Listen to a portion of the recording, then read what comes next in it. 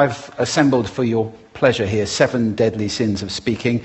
I'm not pretending this is an exhaustive list, but these 7, I think, are pretty large.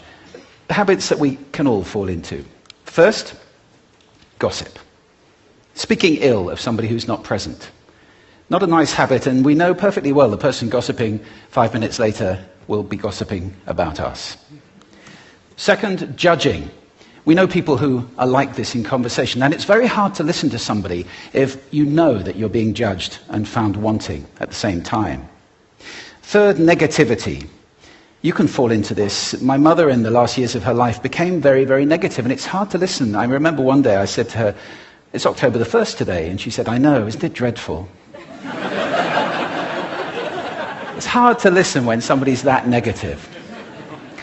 And another form of negativity, complaining. We complain about the weather, about sport, about politics, about everything. But actually complaining is viral misery. It's not spreading sunshine and lightness in the world.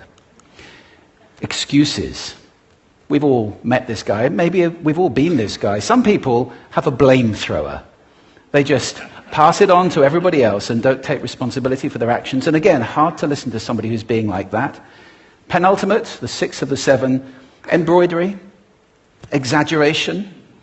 It demeans our language, actually, sometimes. For example, if I see something that really is awesome, what do I call it? And then, of course, this exaggeration becomes lying, out-and-out lying, and we don't want to listen to people we know are lying to us. And finally, dogmatism. The confusion of facts with opinions. When those two things get conflated, you're listening into the wind. You know, somebody is bombarding you with their opinions as if they were true. It's difficult to listen to that.